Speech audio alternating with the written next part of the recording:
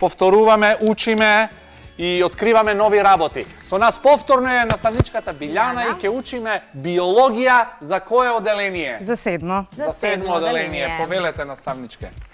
Биологија за седмо оделение, наставна содржина дифузија. Дали се сеќавате на процесот дифузија? Дали знаете што значи тоа? Одамна било, јас нешто не можам да се сетам. Ајде вака. Да ги повториме прво агрегатните состојби на материјата.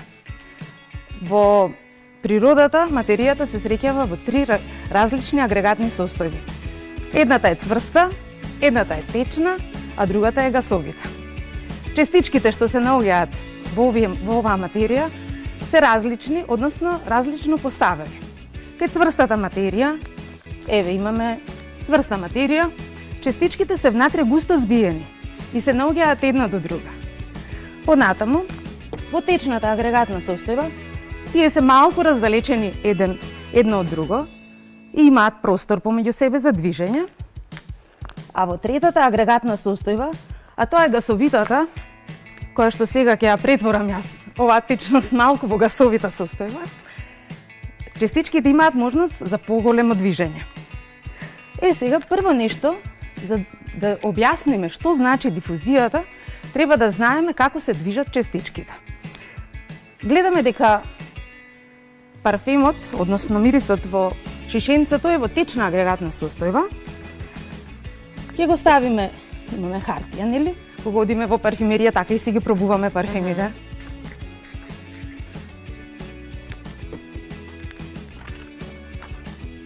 Имаме повторно течна агрегатна состојба, која што после некое време ќе се претвори во гасовита. Тука ќе се случи процесот на испарување.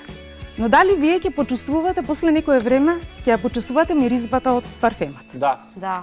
Почна да доаѓа до вас? Да. Како се придвижиле частичките до таму? Со движење. Така е, со движење. Имаат големи простори и Се частичките од меѓу мирисот, себе. така е, частичките од мирисот стигнуваат, си наоѓаат начин, односно си наоѓаат простор и стигнуваат до сетилото за мирис, за да можеме ние да го почувствуваме сето тоа. И сега јас секогаш сакам да ги правам часовите по биологија со многу експерименти, за да го видиме ние процесот на дифузија и да видиме што всушност значи тоа, да не зборувам јас класично дефиниција. Дифузијата представува процес кога частичките се движат од места со висока концентрација кон места со ниска концентрација. За да биде сето тоа видливо, може ли да ми помогнете еден експеримент да направиме? Како не? Ајде, Марија. Ајде. Ете така. Имаме сега тука една тањирче. Имаме бомбончиња, Да. кои што треба да ги наредиме во круг да бидат. Од страните, така? Да, од страните. Добро. Ете така.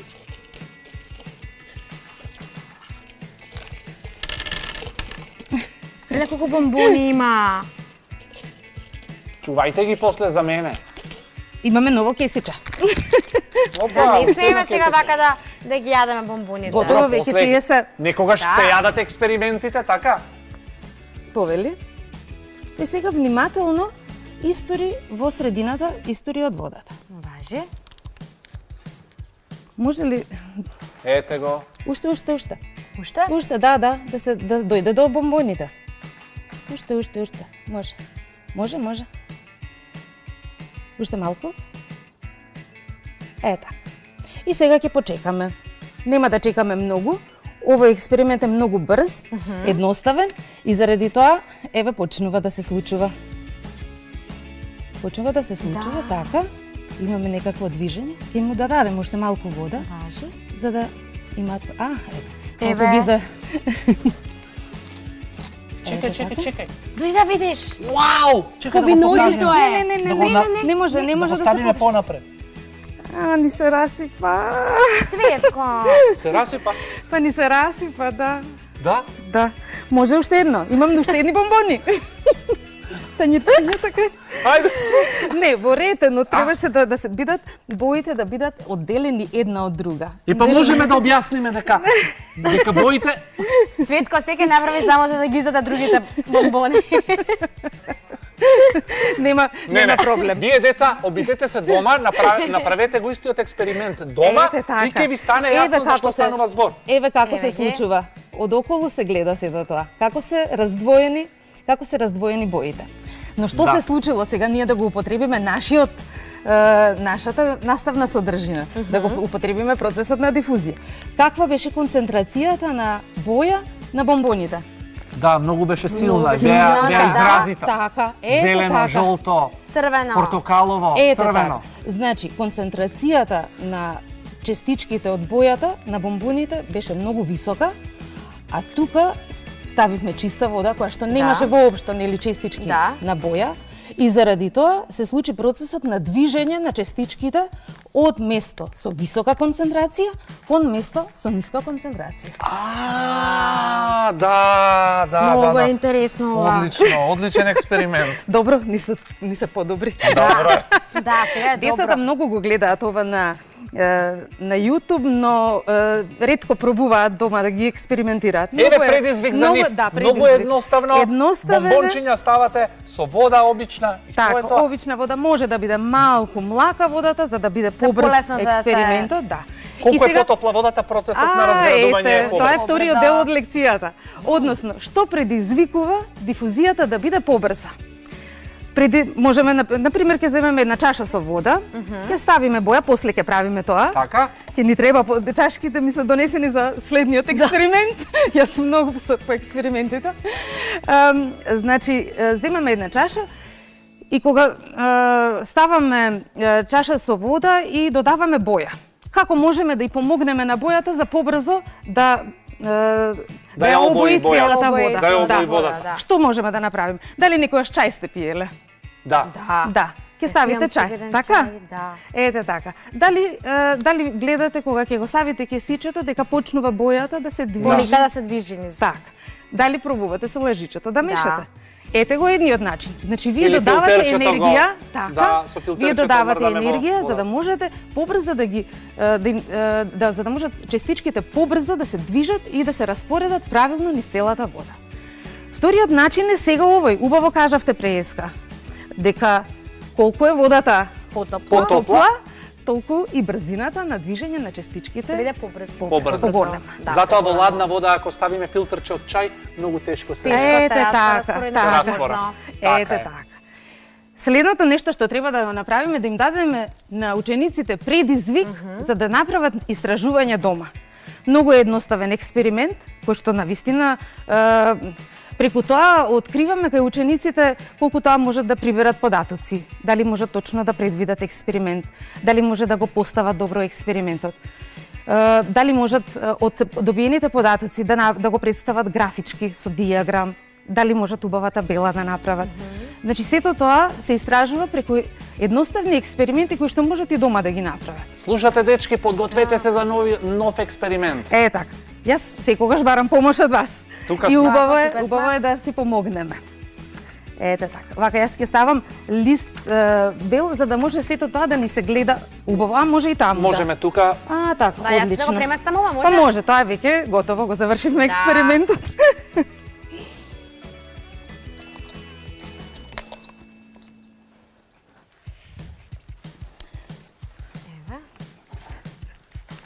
Кога имаме овој предизвик, го имаат учениците напишано и во учебникот по биологија, но убаво е сега вака да го објасниме сликовито за да можат тие да го направат тоа. Што е потребно за да може да го направат експериментот? Потребни се 3 пластични чаши, пожелно е малку по пластиката да биде малку попродзирна, за да може да се гледаат, за да може да мерат. Потоа, во чашите ставаат исто количество вода. Еве вака. Јас ќе гледам сега да биде тоа исто количество вода, но тие нека се потрудат да бидат да биде исто количество Доволно. на вода. Добро. Второто нешто, водата треба да биде различна.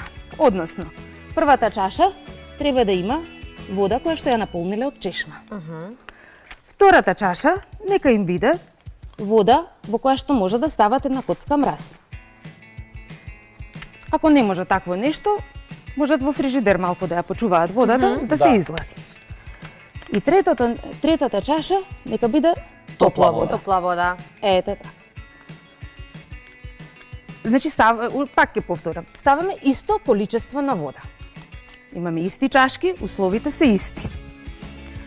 Потоа во трите чашки ставаме по една капка боја. Бојата може да биде за прехрамбена боја, може со темперна да си направат самите раствор со боја, да, значи И по една капка боја. по една капка или ти ако сакаат по 3, но сепак треба да биде исто во сите чаши. Значи Иста количина на боја. Да. Бидејќи мене растворот ми е малку посилен, затоа ќе ставам само по една капка. Ете така. О, тука ми отиде. Затоа ќе го направиме повторно сега, нема, но значи вака треба да биде тоа. Да. Треба да имаат мобилен телефон покрај нив. Добро. Тоа И да имаат мерат. сигурно. Имаат, сигурно, така. да. Сигурни. На мобилниот телефон имаат штоперка и можат да мерат време. Време. А да го мерат времето за колку време ќе се раствори Ете така, бојата во без водата. да ја помагаат на водата да се обои. Значи треба самостојно целата вода да се обои за да може да им заврши експериментот. Кога ќе погледнат и кога ќе видат дека бојата во чашката е подеднакво, рамномерно обоена во целата вода, тогаш им завршува експериментот. Да. Податоците треба да ги запишат во табела. И сега јас ќе им помогнам. Имам готово направено за да можат. Може јас да покажам. Еве. Јас сум помошникот Ете така. за експерименти. Што правиме при истражувањето? Секогаш треба да имаме табела каде што треба да се запишат резултатите. Имаме во едната колона се запишува времето изразено во секунди, а на другата страна ги имаме пробите што сме ги направиле. Потоа треба да одредат што менувале во експериментот, а што мереле во експериментот. Тоа во биологијата, во истражувањето го нарекуваме фер тест. Односно, сите оние нешта кои што учествуваат во експериментот, променливите што ги употребуваме, го запишуваат во фер тестот. Ајде вака малку со пример, за да им биде малку појасно на децата.